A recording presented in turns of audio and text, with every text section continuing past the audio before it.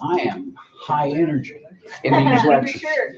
So I always walk out sweating. I'm also high energy. You have a couple more desks Around with me, I promise, I don't bite. Yes, she does. It's just a little nibble, it's okay. I do buy. Okay, everyone. Good job. First of all, thank everyone for coming. This is an amazing turnout. I'm so honored. This is our last lecture for this semester. We'll obviously have more next semester if anyone's interested. This is a really special one for a lot of reasons.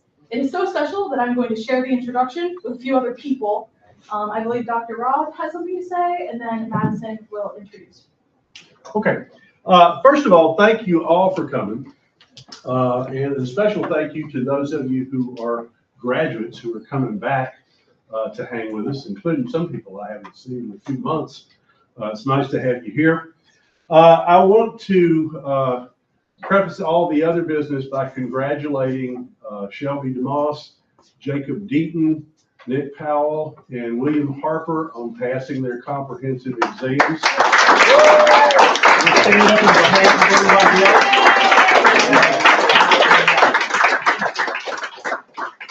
Well done indeed. I suspect you're going to say what I would otherwise be inclined to say, so I'm just going to let you take over. Oh, excellent. You see, The only thing I need to know is how do you say czar in Spanish? I don't, you see, I should have looked into that before I did the introduction. But when Haley asked if I wanted to do the introduction, I immediately said, absolutely. I know just like a lot of you, we have a lot of stories that we could say about the czar right here. I first took a class with Dr. Saucier with modern Russia, and I was informed that if I take all the classes, I get a gold watch. Haven't got the gold watch yet, but you know, but You're in my cabinet. oh yes, I'm second in command. Second in command, guys. So, and also my first semester of grad school, I had the honor and the privilege of being your TA my first semester. And I learned a lot, just like I know you guys are going to learn a lot with this lecture. And without further ado, it's my honor and privilege to introduce the iconic and the legend, Czar Craig Saucier.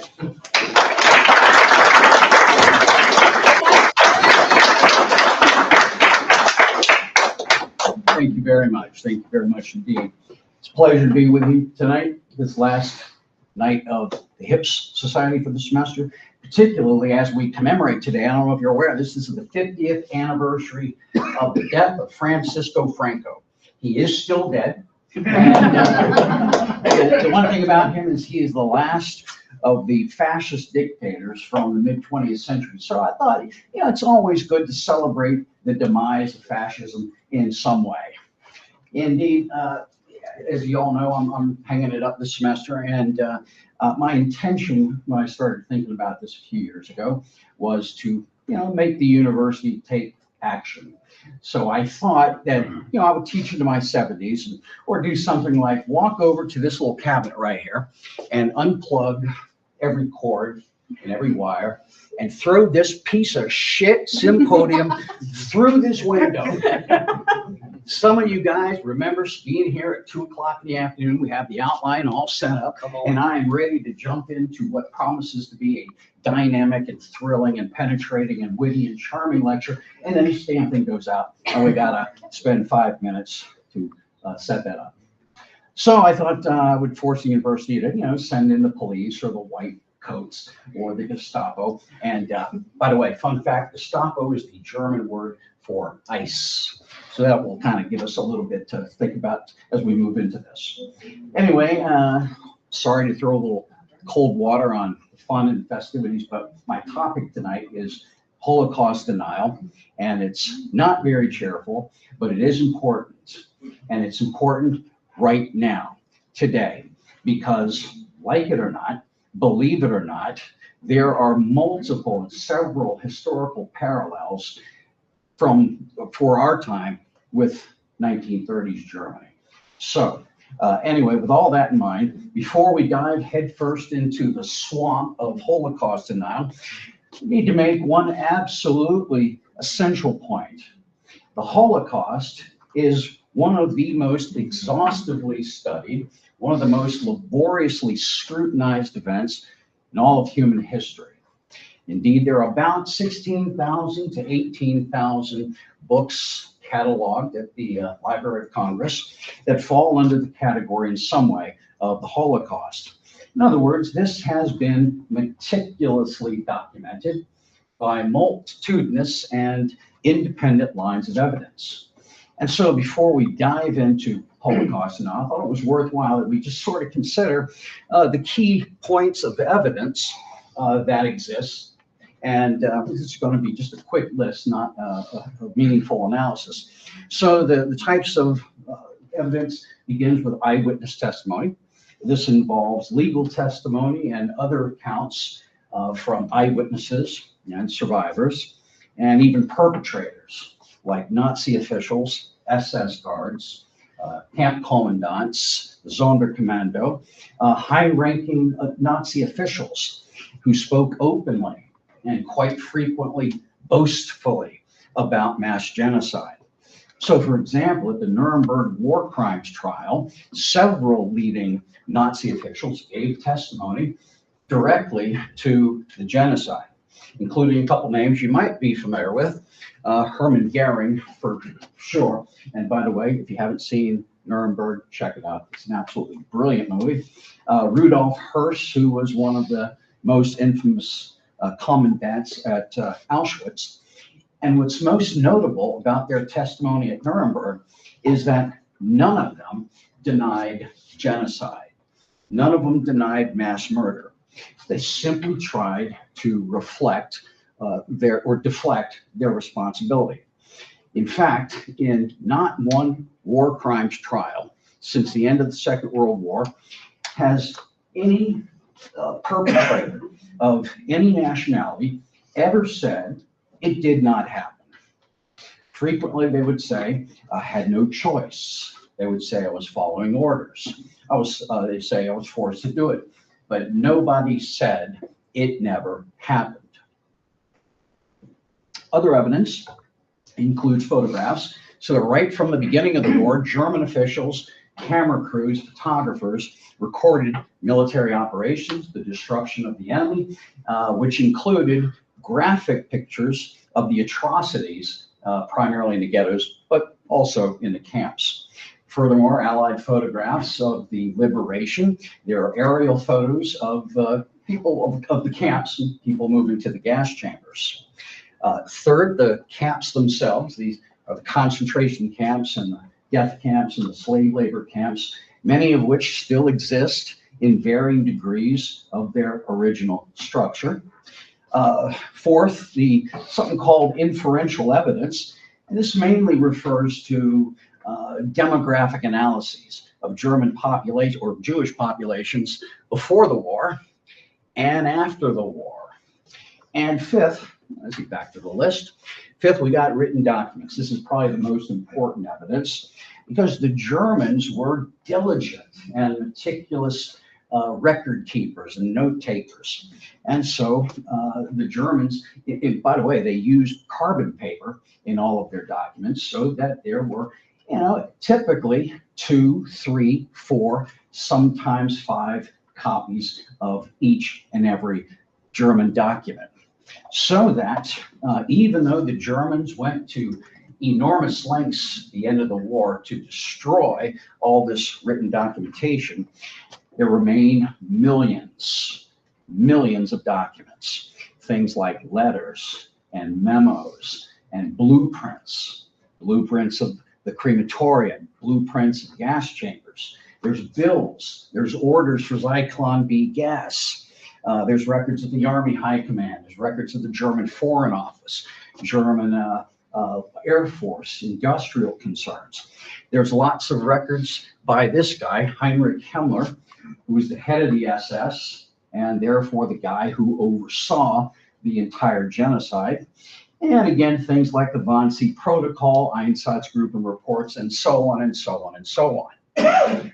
And so just to give you some idea of the stupendous volume of written documents, when the Nuremberg war crimes trial began in November 1945, just 6 months after the end of the war, Allied prosecutors were able to present 3,000 tons of written documentation. And since 1946, documents continue to be found on a more or less regular basis. And so the point of this is that we have this absolute massive amount of evidence, and the evidence all converges on a single conclusion. And the conclusion is this: the Holocaust was the intentional, deliberate, calculated mass murder of European Jews undertaken by Nazi Germany and all of its collaborative allies as a matter of state policy. And that this mass genocide included things like mobile killing units and gunfire, but also and primarily gas chamber, and as a key method of extermination. And finally, that the death toll, the total death toll of European Jews killed by the end of the war, approximately 6 million. So this is the conclusion, categorically demonstrated by the evidence. And yet, in spite of the overwhelming mass of evidence, there nevertheless exists a vocal fringe community for whom evidence and facts are inconvenient, or as they like to say these days, fake news. Fake news. Well, in this case, we have this community that asserts that the Holocaust either never happened or that its extent has been exaggerated. And so in this little analysis here tonight, oops, okay, I've gone a little too far here. Well, I guess not. This are the 4 things that we want to kind of examine here. First of all, who are these damn people? Secondly, when did this begin? Third, what do they believe? And fourth, why does this movement remain so sinister and malevolent? In other words, why should we care?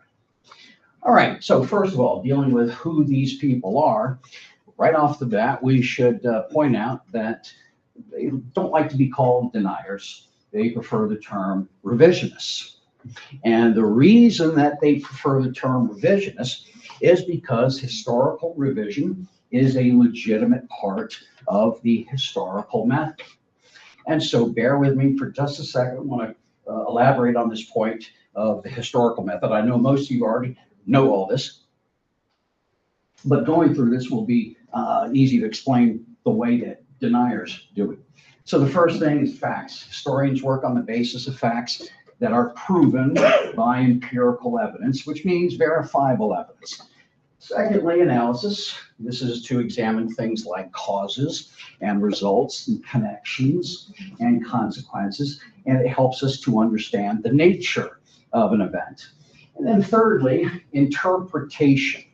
This is the process of giving meaning to a particular historical event, such as what does it mean?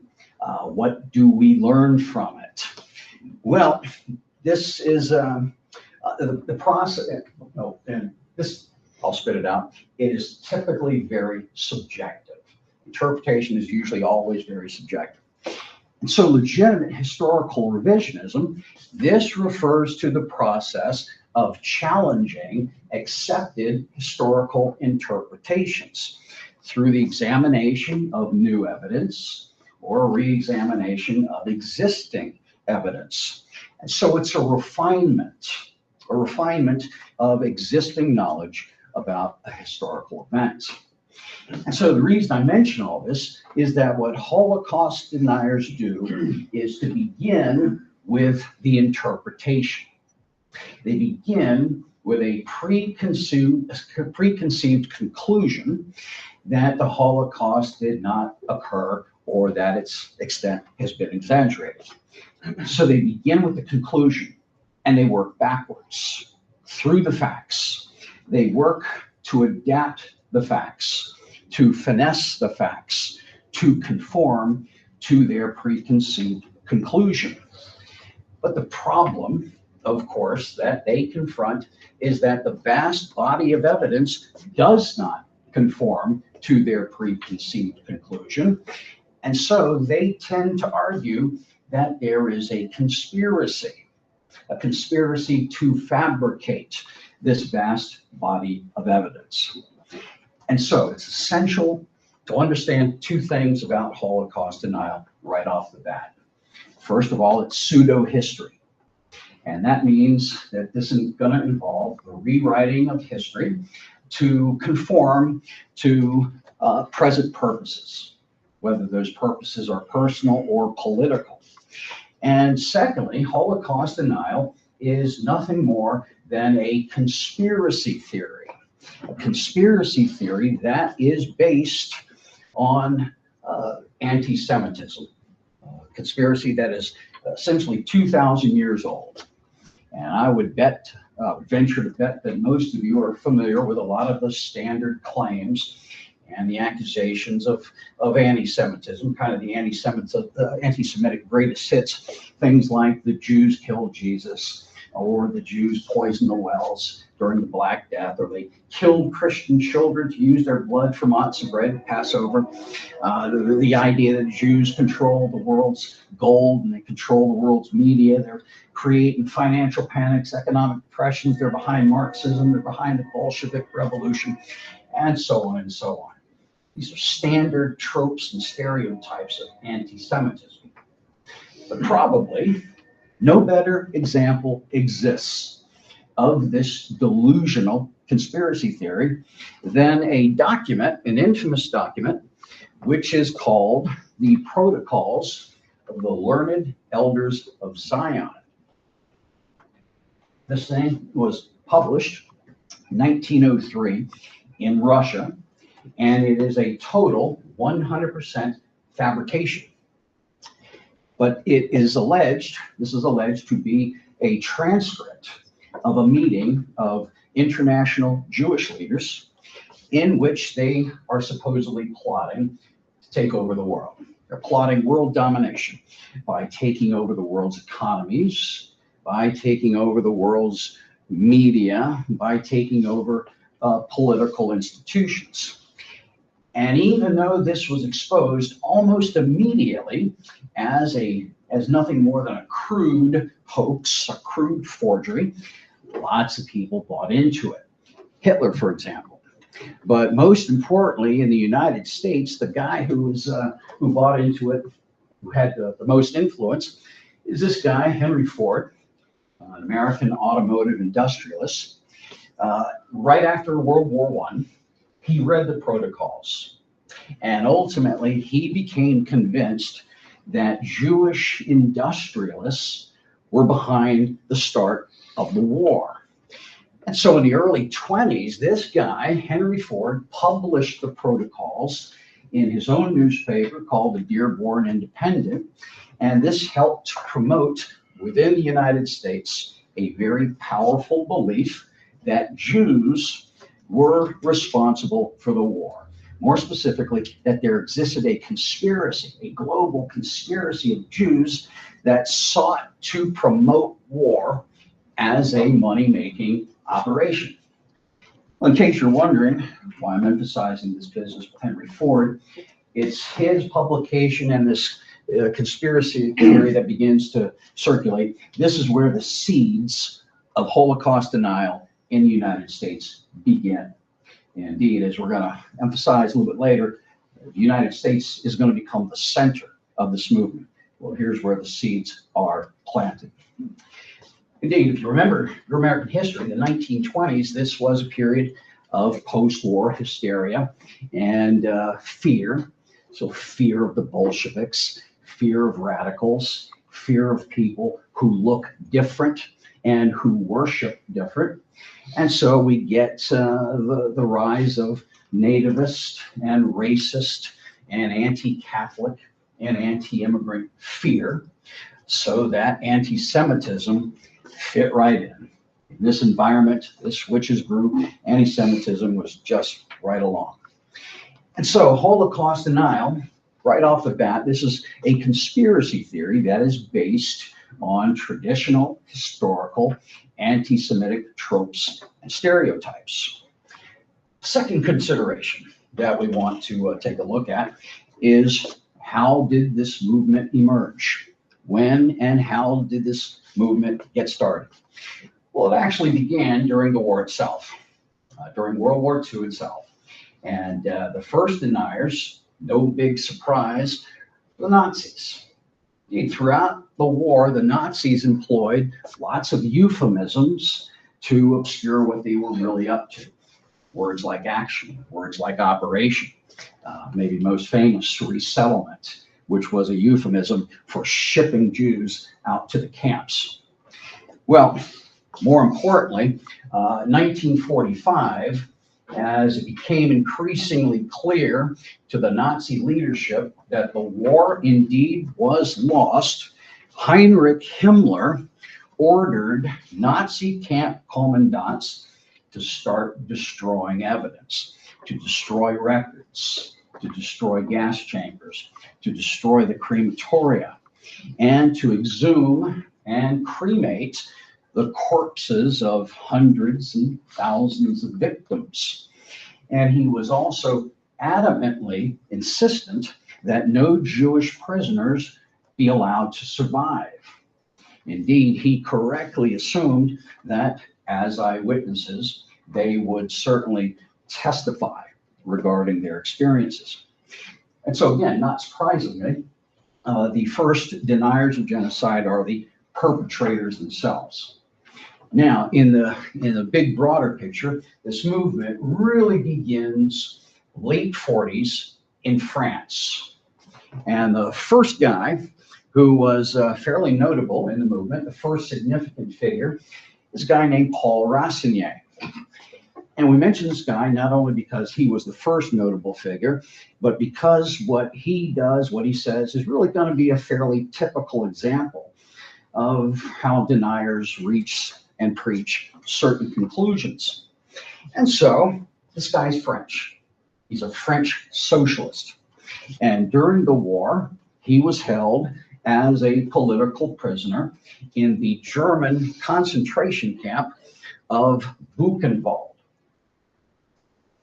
Well, shortly after the war, of course, he's getting back into his political activism, but he begins to read a number of pamphlets and books and reports about the extermination of Jews in the death camps using gas chambers and crematoria. Well, in response, this guy, Rassinier, he wrote a book, probably around 1948, 49, in which he declared more or less, I was there, and there were no gas chambers. And so let's consider a couple of relevant points about his specific experience. First of all, Buchenwald is in Germany, and all the death camps, of course, are in Poland. Furthermore, the heaviest concentration of the extermination took place not only in Poland, but Ukraine and the Baltic states. Secondly, Buchenwald is not a death camp. It was a concentration camp. And concentration camps, they did a lot of things going on over there. There's concentration camps were used for labor, slave labor.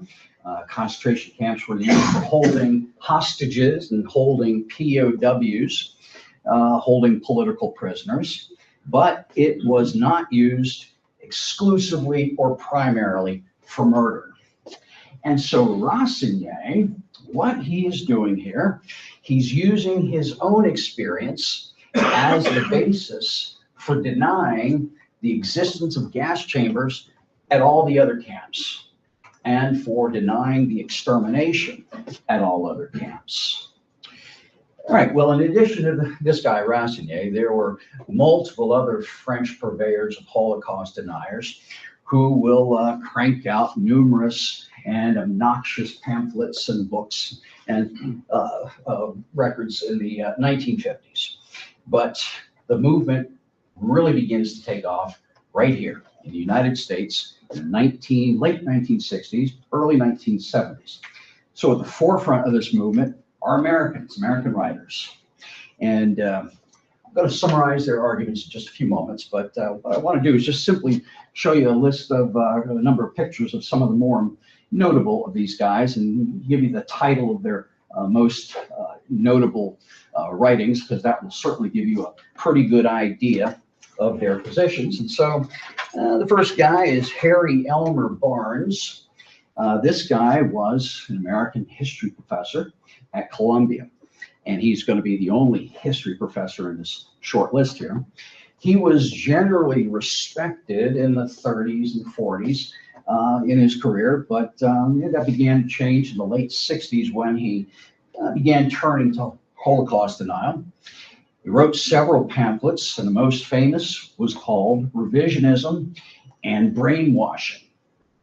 Next guy was a protege of Barnes, and his name is David Hogan, also active in the 60s. And his most famous work was The Myth of the 6 Million. Austin App, he is a professor of medieval English literature, and his most famous work was The 6 Million Swindle. Arthur Butts, this guy is a tenured associate professor at Northwestern University in Chicago, and he was a professor of electrical engineering. Yet again, no history here. His most famous contribution was entitled The Hoax of the 20th Century.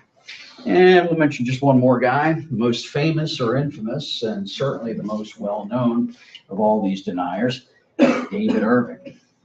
Well, even before this guy descended into the slime of Holocaust denial, he was already notorious because he grotesquely exaggerated the impact and the death toll that resulted from the Allied firebombing of Dresden. Well, he's going to be particularly infamous because he is going to file a fairly high-profile lawsuit against historian Deborah Lipstadt, who accurately identified him as a Holocaust denier. And if you've ever seen the movie Denial, which this trial is based on, or on the movie's based on that trial, he's going to lose in court, and he's going to lose in an embarrassing way. And the consequences of that trial we'll get to in a few moments. Anyway, the third point that we want to emphasize is, what is it these people believe? What are their core arguments? Well, as you can probably anticipate, there are numerous of these principles and arguments, but we're going to just say a few words about the 6 most important, 6 principal tenets that these guys, or most of these guys, adhere to. And one thing we should keep in mind when we're talking about their what they believe are their methods, their modus operandi. Because what these guys do is to approach this stuff in such a way as to confuse things. They set out to muddy the waters and make everything murky and unclear. And they do it by combining elements of truth with half-truths and with distortions and with outright lies, so that the result is, who the hell knows what they're talking about. Anyway, the first tenet has to do with intentionality. Holocaust deniers, they deny that Nazi Germany murdered or intended to murder European Jews as a deliberate policy. And the basis for this belief is the fact that there does not exist a single document that officially or comprehensively lays out a systematic plan for extermination. In other words, they point out that there is no formal written order with Hitler's signature or even with Himmler's signature, no systematic formal order for the extermination of the Jews. Instead, they argue that the German plan for the Jews was emigration, was to force them to leave, emigration and deportation, but not extermination. Secondly, they deny the existence of the gas chambers as a means of extermination. In other words, they deny that Jews were murdered by gas. And for most deniers, this is the key issue. This is a key issue, the existence of gas chambers for the purpose of mass murder. And the reason that this is the key issue for these people is that gas chambers more visibly and more dramatically than anything else illustrate the rational and the calculated and the systematic nature of the killing apparatus. After all, the gas chambers, that's going to require things like planning. It requires organization. It requires lines of responsibility. And so the way they approach this issue of gas chambers is to say that, all right, the gas chambers existed, but they were post-war reconstructions. They're post-war inventions. Or they argue that the main causes of Jewish deaths in the camps were disease, such as typhus or dysentery, disease or starvation, or any other indiscriminate hardships, such as Allied bombardment. So that the gas chambers existed, but were used only for delousing, clothing and blankets. Third point is that they deny that the total death toll was 6 million. Instead, they contend that the death toll was more like 300,000, as high as maybe 2 million. And therefore, they make the point, make the argument that the number, the magic number, 6 million, was simply the result of deliberate exaggeration. And this leads us to the fourth point, the argument that the Holocaust was a hoax that was perpetrated by Jews and Zionists for monetary gain. And specifically, this refers to the payment of reparations paid by West Germany for crimes committed against the Jews during the war. Now, here's the issue. Holocaust deniers, they argue that the number of Jews killed during the war was deliberately exaggerated by the Jews and Zionists, and who were supported by the United States government in order to squeeze as much money out of the Germans as was possible. Why? In order to subsidize the creation of the State of Israel. Well, how so? Well, deniers make the argument that the size of the reparations were determined by the number of Jews who were killed.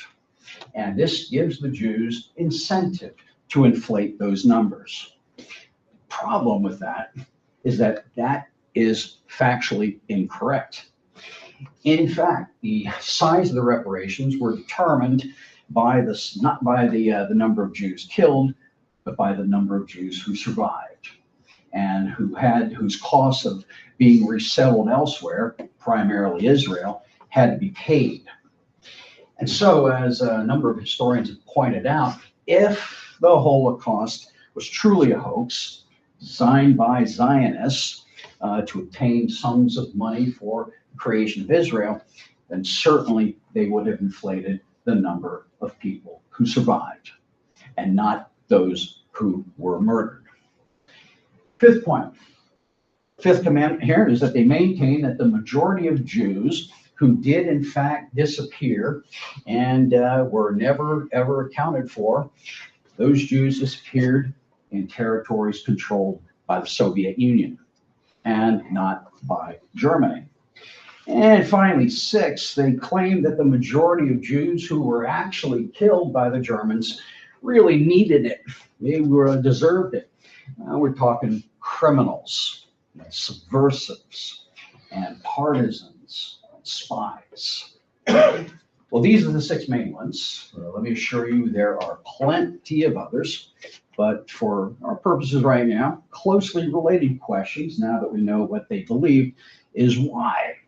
Why did they believe this garbage? Why did they peddle this garbage? Well, you can probably imagine when it comes in a search for their motivations, Doesn't take that much effort. Doesn't take much effort at all. So let's make 3 points about their motivations. First and foremost, more than anything else, the one thing that binds them all together throughout all their podcasts and their lawsuits and their theories and their social media posts, the one thing that ties them together is anti-Semitism. These people are consumed. They are obsessed with Jews. Second, you'll have to forgive me, I've been dealing with dry mouth all week. Anyway, these people are also driven by political motivations. Indeed, many deniers advocate and they support right-wing, authoritarian, and racist ideologies.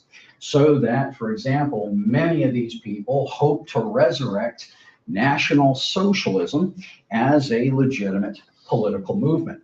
And we can certainly see this in great consequences today. You might remember this little exchange of texts from a group of young Republicans, 30-something, age 30-something, in which they're talking about anyone that votes no is going to the gas chamber. Of course, this guy says, I love Hitler. There's lots of that going around.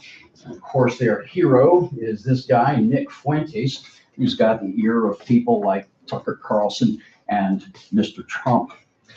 Indeed, according to reports published quite recently, this year, as a matter of fact, spring of 2025, there exists in the United States 1,371 hate and extremist groups. And that's going to include a 50% increase in the number of white Christian nationalists and white supremacist groups, like the Klan and neo-Confederates and neo-Nazis, and of course the Proud Boys and the Three Percenters and all those kind of guys. And thirdly, third thing with respect to their motivations is that they all deeply believe in conspiracies. And one of the best examples of this in recent years is that most of these people believe in this baseless and idiotic theory that's called the Great Replacement Theory, in which white people are allegedly being systematically replaced by non-white people. And these white supremacist groups, they make the claim that Jews are the orchestrators behind this alleged diabolical plot. And so, what has been the response to all of this sludge by historians, by reputable, legitimate historians? In general, the response to all this has been varied, as you would expect, but there are two main points that are assumed by historians. Some historians refuse to engage. They refuse to engage these people in any of their claims and any of their arguments on the grounds that doing so will provide them with a certain amount of legitimacy that would be unwarranted. And one of the historians who is most active in the field of Holocaust denial, in fact, she wrote the first important book. This is her position. She refuses to go on talk shows. She refuses to debate deniers because she believes this will give them a certain amount of respect that they don't deserve. On the other hand, other academics like these two guys, Michael Shermer and Alex Grobman, who wrote a book, Denying History, they argue that they do engage directly on the grounds that by refusing to do so, it would be a lot more dangerous. Be a lot more dangerous for their arguments to go unanswered. And so historians point out that Holocaust deniers, they do not provide any empirical evidence for the majority of their various positions.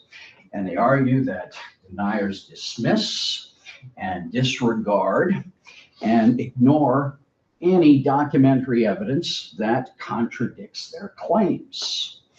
And so precisely because they deny so much, or precisely because they can't provide evidence, deniers engage, for lack of a better term, in gymnastics of logic and rhetoric. And so deniers argue that legitimate historical debates over specific aspects of the Holocaust, they argue that these debates prove that historians don't know for sure, that historians aren't sure about what they claim to know about the Holocaust. And here's one really good example.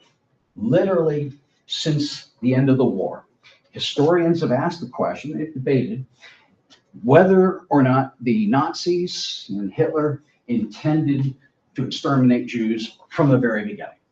Was this always their plan, going back to the 20s, to exterminate Jews? Or was it simply a function of the war, a function of circumstances caused by the war? And so we get this debate between the intentionalists and the functionalists. Well, this is just one of multiple questions and multiple issues that are debated vigorously by historians.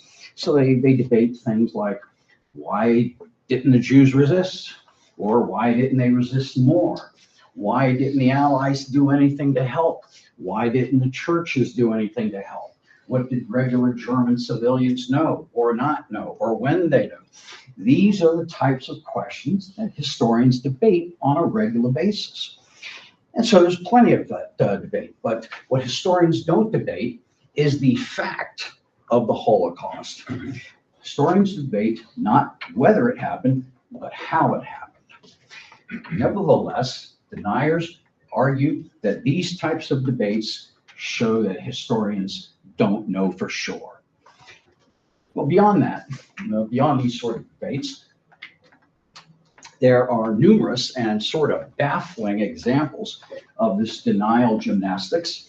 To be sure, when they are confronted by evidence and factual truth, those people got an answer for everything.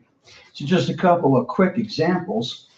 With respect to the testimony of survivors, Holocaust deniers argue that survivors lied, or that their testimony is biased, or that their testimony is shaped by poor or selective memory, or is emotional exaggeration.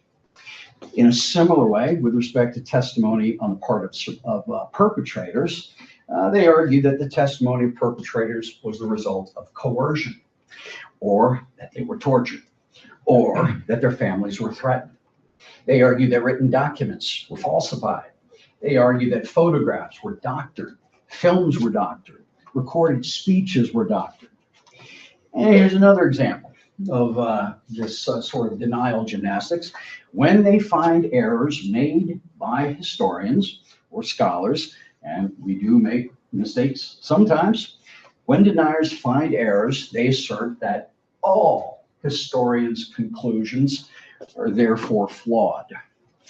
This is explained in a Latin phrase, falsus in uno, falsus in omnibus, a classic dismissal tactic, which means one thing mistaken equals all things mistaken. And so they argue that if any single piece of survivor evidence can be shown to be wrong, then all survivor evidence is wrong. If any single Nazi official lied, then they all lied. If any Nazi official can be shown to be tortured, they were all tortured and mistreated. And one final example of this sort of gymnastics is what we call moral equivalency. So that deniers make the argument that what the Nazis did to the Jews was really no different than what the Allies did to their enemies. And there are plenty of examples. The most famous one goes back to David Irving, his thesis about the Allied firebombing of Dresden. So what Irving argues is that Dresden was a city that had no military value. It had no industrial value. It was simply an innocent city filled with refugees and Gothic churches and little shops that make porcelain figurines and knickknacks and paddywhacks and all that sort of stuff, but it was not an important city. And so his argument was that the Anglo-American firebombing of Dresden, of what he describes as an innocent city, for solely the purpose of terrifying the civilian population, made the Americans and the British no different from the Germans. Now, having gone through all of this stuff, over the last 15 to 20 years, there's been a transformation in this movement of Holocaust denial. And it especially begins to take a more subtle shape in the aftermath of the David Irving, Deborah Lipstadt trial. Because that trial, as a result of that trial, I should say, Holocaust denial began to subside. Hardcore denial began to subside and has been largely relegated to the extremist fringes. To be sure, that trial so completely demolished David Irving's arguments, therefore the arguments of all Holocaust deniers, that hardcore denial was largely discredited.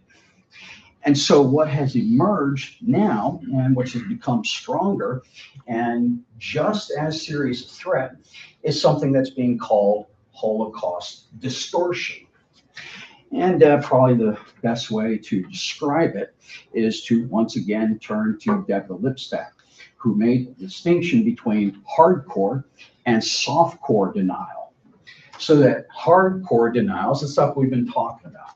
No gas chambers, no intentionality, no death camps. And so that softcore Holocaust denial is effectively distortion. In that, it acknowledges genocide. It acknowledges mass murder, but then begins to take efforts to excuse or minimize or trivialize certain aspects of the Holocaust. So they argue that they minimize the number of victims. They claim that Jews were in part responsible for their own fate. They argue that the Jews used the Holocaust, again, for financial gain. And probably something you might be familiar with, most recently, the absolutely reprehensible comparisons of COVID protocols to the Holocaust. And I'm sure you remember lots and lots of politicians getting on the air, and they make arguments that the mandate to wear masks, that was no different from Jews being forced to wear Gold Star of David, like these fellow travelers. They also compared vaccine mandates to the Nuremberg laws. They compared vaccine mandates to Nazi medical experiments. And they compared Dr. Fauci to Joseph Mengele, for God's sake. And so although hardcore denial has sort of been relegated to the flat earth brigade, softcore distortion is now the more immediate concern. And so the final thing that we want to look at is the question of why should we care?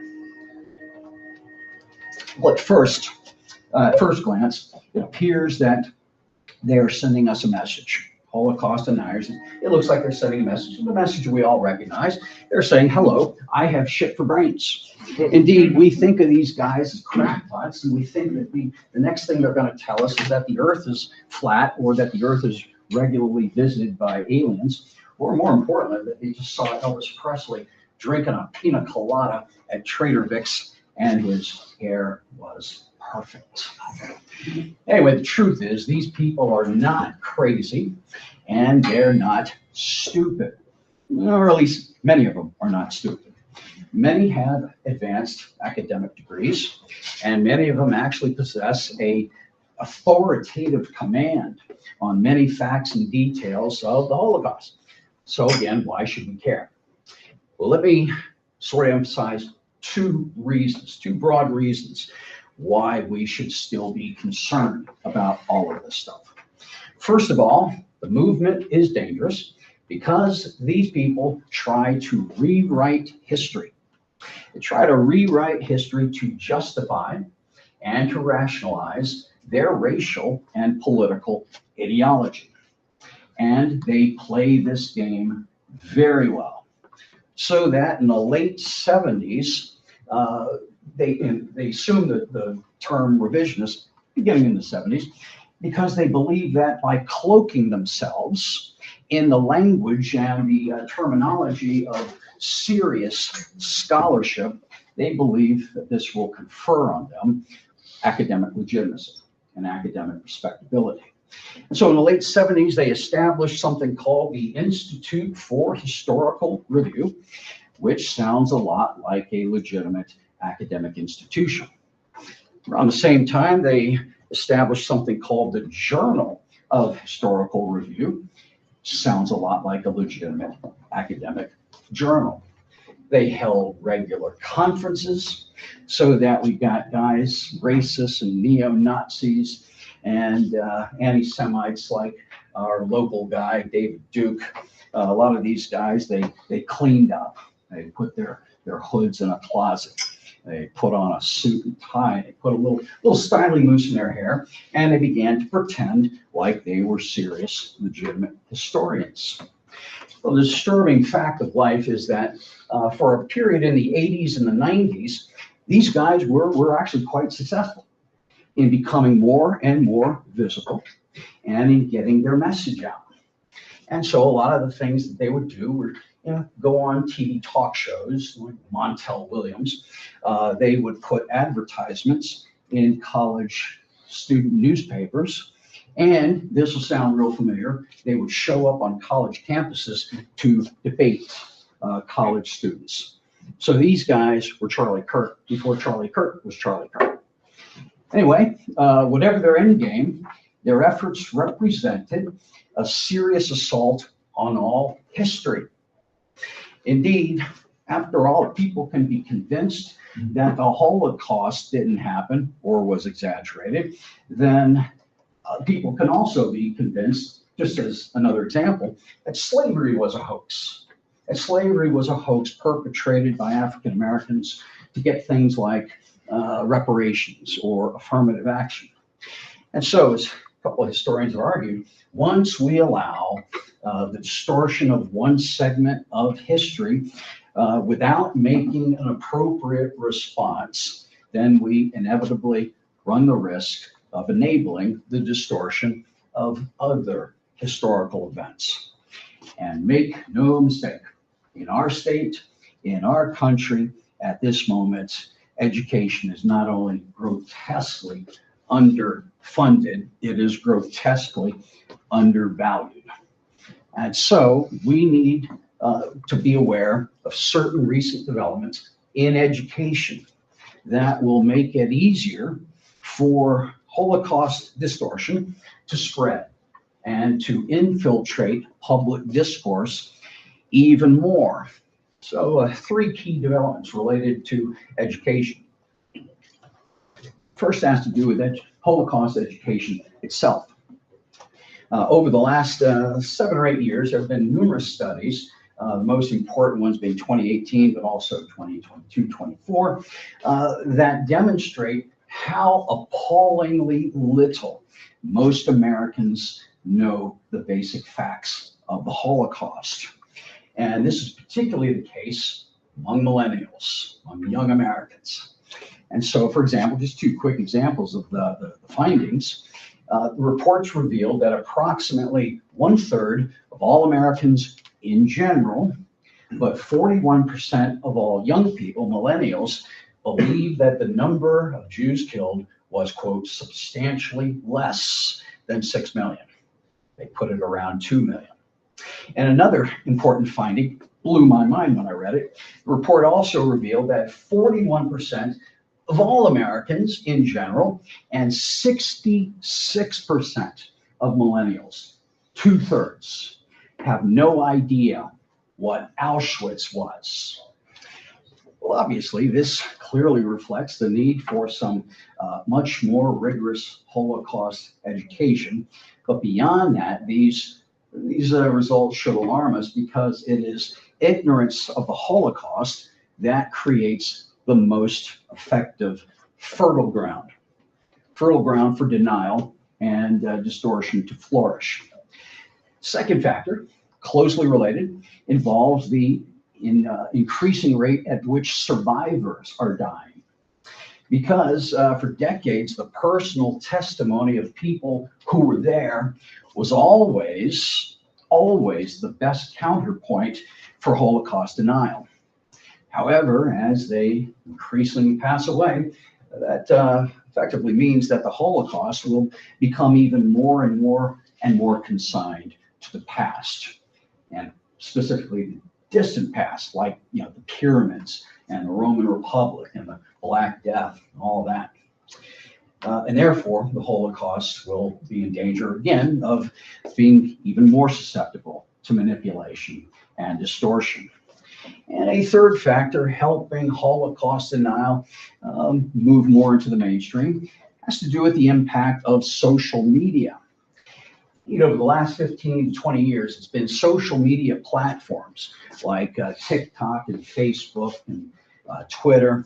It's been those platforms that have created polarizing echo chambers in which the Holocaust denial can more rapidly and widely disseminate misinformation and disinformation about the Holocaust. It's cheaper, it's not easily monitored, and it's faster.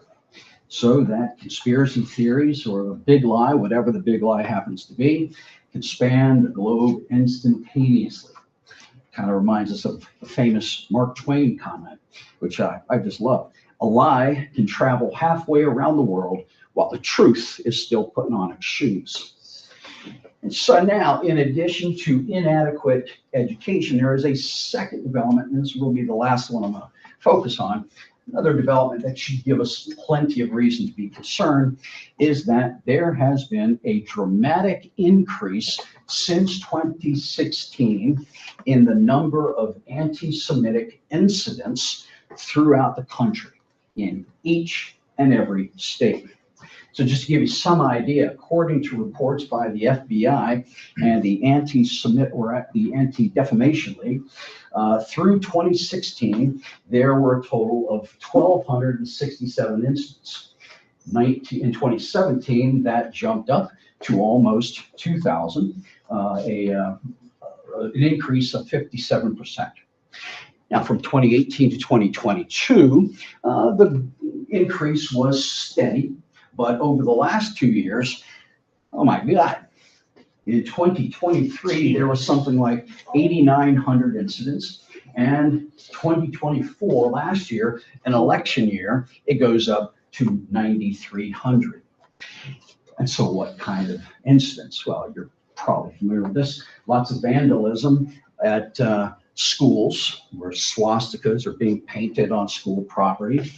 It's involving bullying of Jewish children, bomb threats against Jewish community centers and synagogues, vandalism of Jewish memorials or Holocaust memorials and Jewish cemeteries, and desecration of Jewish graves.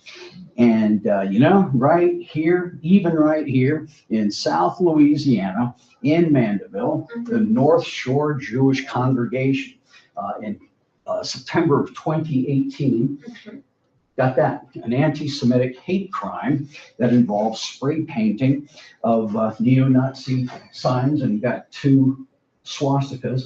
And this little thing right here, 1488, not sure what it means, but it is a white supremacist code. That's over there. I got that from the internet. I took this picture. I went over there, and this is how they responded with a beautiful painting, beautiful mural. Probably still the most infamous of these neo-Nazi anti-Semitic incidents was that march in 2017 in Charlottesville, Virginia, where you got all these white boys and incels marching around with their tiki torches and chanting, "Jews will not replace us, Jews will not replace us." And so in the end, this phenomena of Holocaust denial, the fundamental fact of life is that this phenomena is rooted in the longest and the oldest, most irrational, the most pathological hatred in history, anti-Semitism. And just like every other form of racism and bigotry, anti-Semitism is not responsive to logic. Anti-Semitism is not responsive to facts or factual truth. And it will always surface, and it will always resurface in some form. And so it's not only an assault on history, it is also an assault on the experience and the suffering and the integrity of the survivors. So I'm going to close with a quote from Deborah Lipstadt, who in her book, Denying the Holocaust, she writes this: all those who value truth, particularly truths that are subject to attack by the plague of hatred, must remain ever vigilant. The bacillus of prejudice is exceedingly tenacious, and truth and memory are exceedingly fragile. Thank you.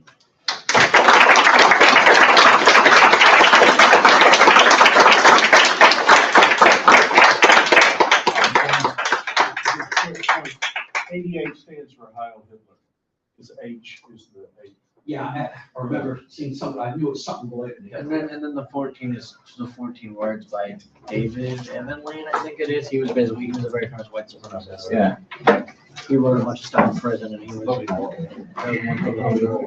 So is there cake? Before everyone gets up and leaves, before we all get up and leave, I think we said it in the introduction, but this one was extra special to us because Dr. Saucier is going to be retiring after this semester. He's been here for a long time, an important part of our department. First, I have a certificate for you and also a copy of your poster. I heard you liked it. Yes, thank you. From our Madam Propaganda over there.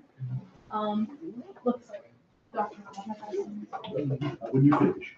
Okay, and then, also because it's extra special, we got you a little gift Oh, man. that we hid very vivid. It took us a really long time to figure it out. Yeah. There were witnesses, it was kind of embarrassing. But we got you a cake.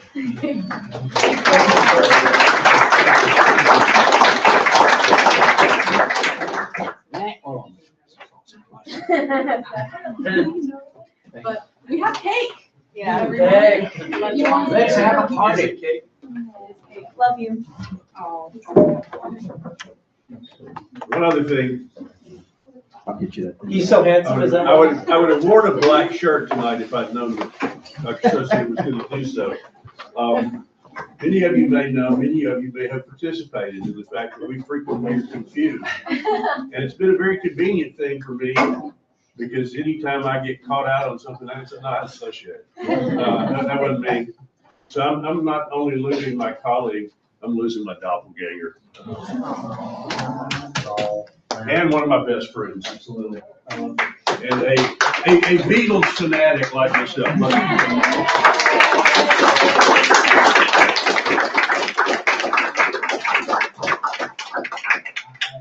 going to miss it.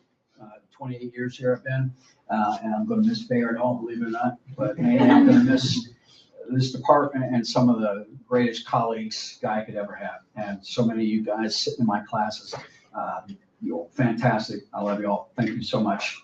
And by the way, is this right?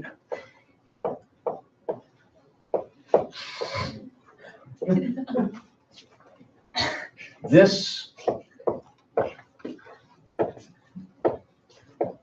is my personal email.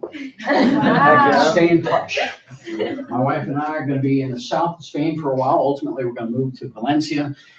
Stay in touch. If you ever come, you're welcome, because we're going to get a house that has multiple bedrooms for about $800 cheaper than the townhouse that we're renting in Mandeville. I'll be there. Come and see us. Speak as I mean, Kim gives her good. I had nothing to do Go with with my it. boyfriend.